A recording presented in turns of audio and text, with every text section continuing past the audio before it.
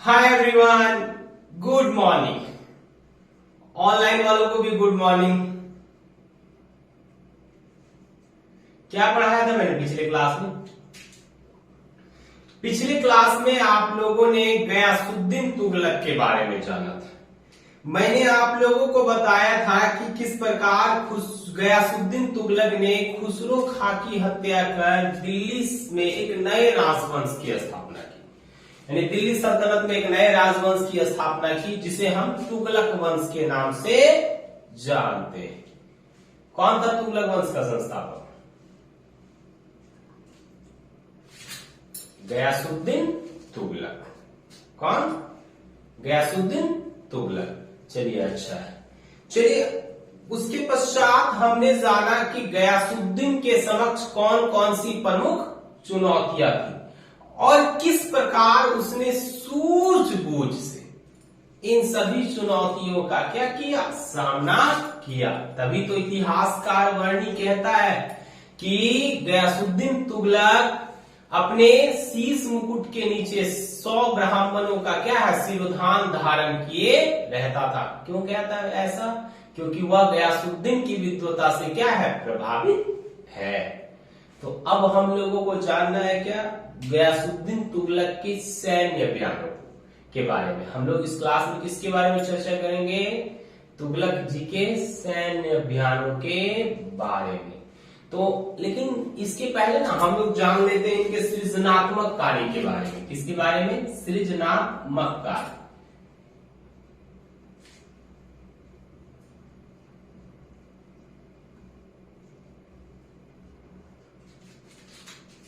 तो गयासुद्दीन ने सर्वप्रथम जो है एक नगर बसाया दिल्ली के पास। उसने एक तुगलकाबाद यानी अपने राजवंश के नाम पर एक नगर बसाया जिसे हम लोग तुगलकाबाद कहते हैं। बाद में इसी तुगलकाबाद में उसने अपनी राजधानी क्या की, स्थापित की। और इसने अपना जो मकबरा है ना, वो तुगलकाबाद में ही बनवाया था। दिल्ली जो है, गयासुद्दीन तुगलक दिल्ली सल्तनत का पहला शासक था जिसने अपना मकबरा स्वयं बनाया। तो आपको ये सारे क्वेश्चंस एग्जामिनेशन में पूछे जा सकते हैं। चलिए, आप खड़े हो जाइए। आप बताइए कि गयासुद्दीन तुगलक ने किसे मारकर दिल्ली सल्तनत की सत्ता, दिल्ली पर अपनी जो है सत्ता स्थापित की? खुसरो का। बहुत अच्छा, बैठ जाए। तो कौन सा सृजनात्मक कार्य किया इसने? तो तुगलकाबाद को बसाया। तुगलकाबाद को बसाया। किस शहर को बसाया इन्होंने? तुगलकाबाद। चलिए, अब हम लोग गयासुद्दीन के सैन्य अभियानों के बारे में जान लेते हैं। किसके बारे में? सैन्य अभियान। गयासुद्दीन ने अपने जीवन में कौन कौन से प्रमुख सैन्य अभियान किए, इसके बारे में हम लोगों को क्या करना है, यहां अध्ययन करना है। देखिए, वास्तविकता में गयासुद्दीन ने अपने जीवन में कुल 5 सैन्य अभियान किए। कितने सैन्य अभियान किए? 5। जिसमें से उसका सबसे पहला सैन्य अभियान दक्षिण भारत के एक प्रमुख राज्य जो है तेलंगाना के विरुद्ध था।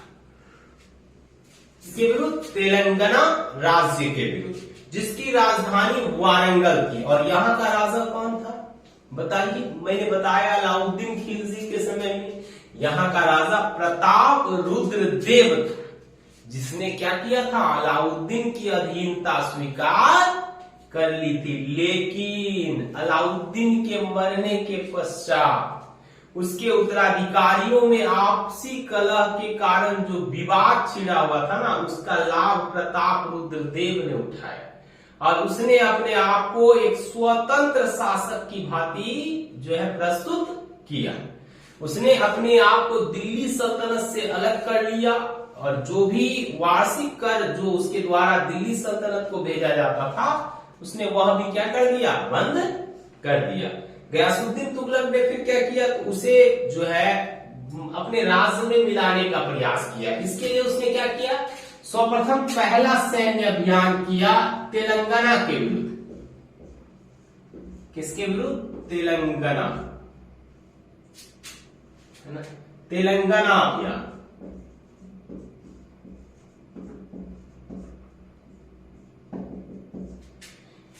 इस अभियान का नेतृत्व जूना खां ने किया था।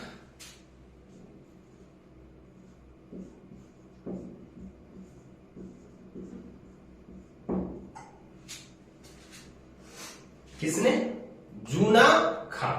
आप लोग जानते हो जूना खां ही आगे चलकर मोहम्मद बिन तुगलक के नाम से क्या हुए? फेमस हुए।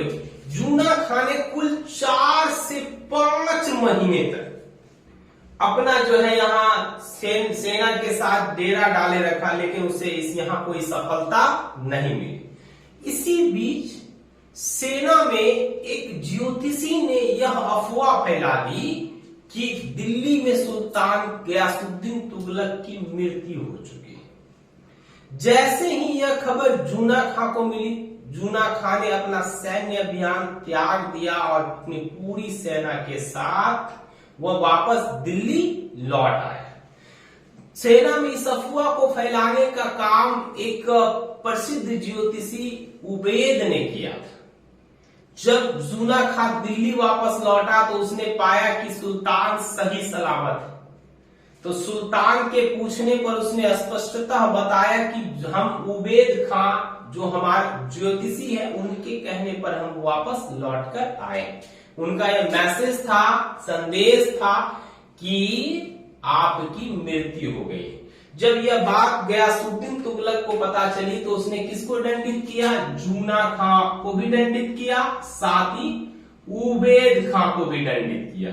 किसको किसको उसने दंडित किया? उबैद और जूना खां।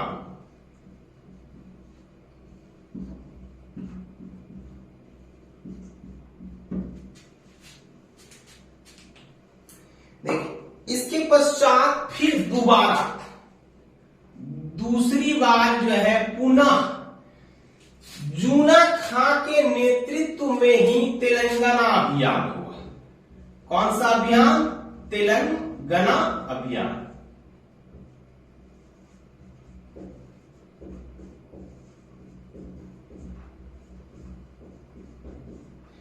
इस बार जूना खां पूरी तैयारी के साथ तेलंगाना पहुंचा।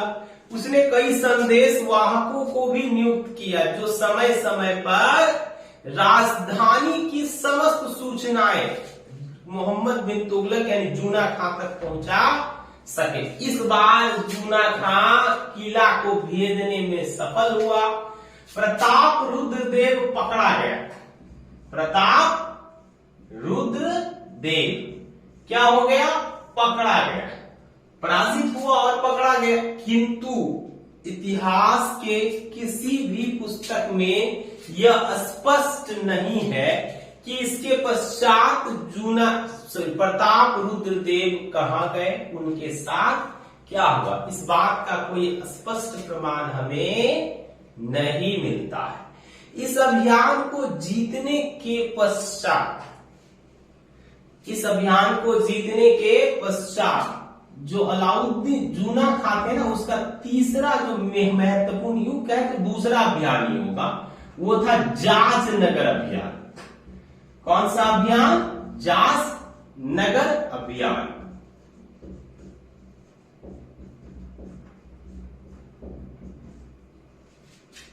ठीक है ना?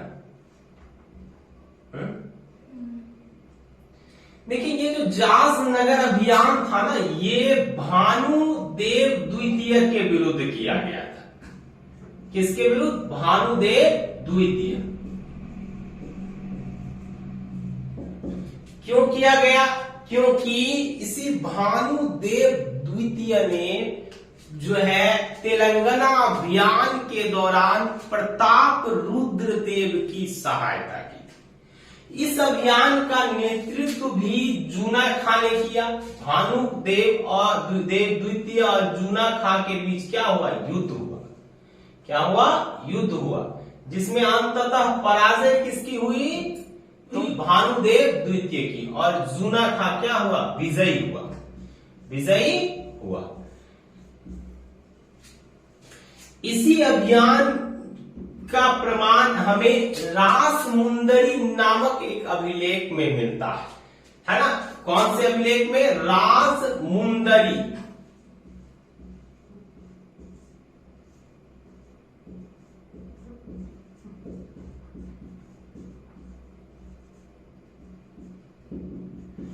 अभिलेख में मिलता है। इसी अभिलेख में जूना खां को दुनिया का खान कहा गया है। क्या कहा गया? दुनिया का खान। इसके पश्चात गयासुद्दीन का तीसरा जो अभियान था ना, वह हुआ किसके विरुद्ध? तो गुजरात के विरुद्ध। किसके विरुद्ध? गुजरात।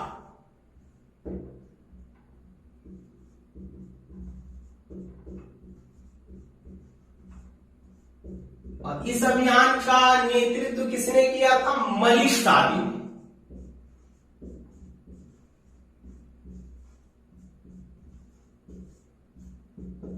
किसने? मलिक सादी ने। धोखे से रास्ते में जो है ना, इनकी हत्या करवा दी गई। जो इस आंदोलन के सेनापति थे मलिक सादी, इनकी हत्या करवा दी गई, जिसके कारण सेना वापस लौट आई। गयासुद्दीन तुगलक का यह पहला और अंतिम अभियान था जो क्या रहा? असफल रहा। दैट मीन्स कोई भी परिणाम नहीं आया, असफल रहा। और निर्णायक भी लिख सकते हैं हम लोग, है ना। देखिए, ये जो बहादुर शासक होते थे ना, इनके अधिकांश अभियान सफल होते थे। आप देखोगे दिल्ली सल्तनत में जितने भी शासक हुए, चाहे वो अलाउद्दीन खिलजी हो, चाहे हम जलालुद्दीन खिलजी की बात कर ले, चाहे हम इल्तुतमिश या बलबन की बात करें, इन्होंने इनके जो ज्यादातर अभियान थे ना, वो सफल हुए। क्यों? क्योंकि इनकी नीतियां बड़ी जबरदस्त थी। अपनी नीतियों के कारण अधिकांशतः आंदोलनों में या अभियानों में इन्हें क्या मिलती थी? सफलताएं मिलती थी। चलिए, अब हम लोग जो सबसे महत्वपूर्ण जो अभियान था ना, उसके बारे में जानते हैं, जिसका नाम है बंगाल अभियान। कौन सा अभियान? बंगाल अभियान।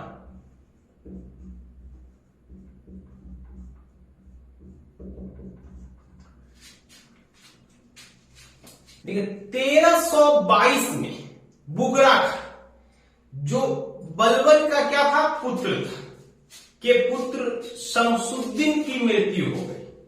जो बंगाल का शासक था, शमसुद्दीन की मृत्यु के पश्चात उसके 4 पुत्रों में उत्तराधिकार के लिए युद्ध आरंभ हो गया। इस युद्ध में अंततः जो है विजयी, उत्तराधिकार के युद्ध में अंततः विजयी किसे प्राप्त हुआ? गयासुद्दीन बहादुर को। गयासुद्दीन बहादुर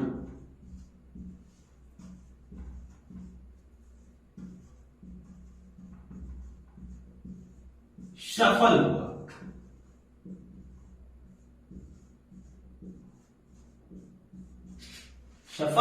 हुआ। इसके दूसरे भाई नासिरुद्दीन भागकर कहां चले गए? दिल्ली चले गए। और उसने गयासुद्दीन तुगलक की क्या ली? शरण ली और उससे सहायता की मांग की। उसको कहा कि आप बंगाल को जीतने में मेरी क्या करें? मदद करें। जिसके कारण गयासुद्दीन तुगलक एक विशाल सेना के साथ दिल्ली की गद्दी पर जूना खां को बैठाकर बंगाल अभियान के लिए निकला। बंगाल में ही उसकी भिड़ंत गयासुद्दीन बहादुर से हुई, जिसमें गयासुद्दीन हुआ विजयी हुआ। बंगाल अभियान में कौन विजयी हुआ? गयासुद्दीन तुगलक। गयासुद्दीन तुगलक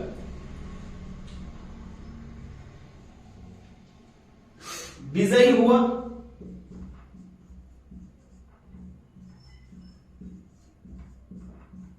और उसने किसको वहां का शासक बना दिया? नासिरुद्दीन को। क्या किसको शासक बना दिया? नासिरुद्दीन को उसने क्या कहां का शासक बनाया? बंगाल का।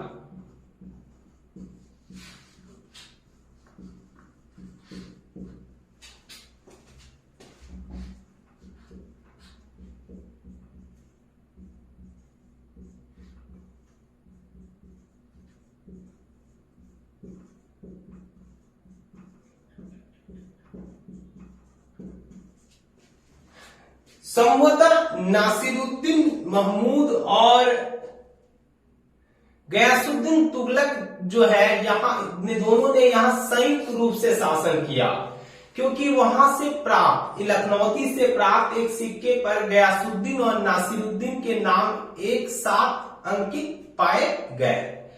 तो बंगाल अभियान से लौटते समय गयासुद्दीन तुगलक ने निजामुद्दीन औलिया को यह संदेश भिजवाया कि आप मेरे दिल्ली पहुंचने से पहले क्या करें, तो दिल्ली छोड़ दें, अन्यथा आपको भयानक दंड दिया जाएगा।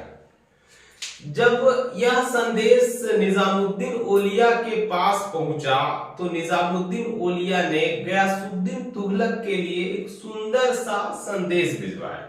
उसने कहा, हनूजे दिल्ली दूरस्थ। क्या कहा जी उन्होंने? हनूजे दिल्ली दूरस्थ, अर्थात दिल्ली अभी आपके लिए दूर है। अब देखिए दिल्ली, उन्होंने क्या कहा कि दिल्ली अभी आपके लिए दूर है, और मार्ग में ही गयासुद्दीन तुगलक की क्या हो गई? मृत्यु हो गई। अब आप पूछोगे भाई कैसे मर गए? ऐसा क्या हो गया था कि गयासुद्दीन तुगलक रास्ते में ही क्या हो गया? शहीद हो गए। तो इसके लिए हम लोगों को अफगानपुर की घटना का क्या करना होगा? अध्ययन करना होगा। अफगानपुर की घटना।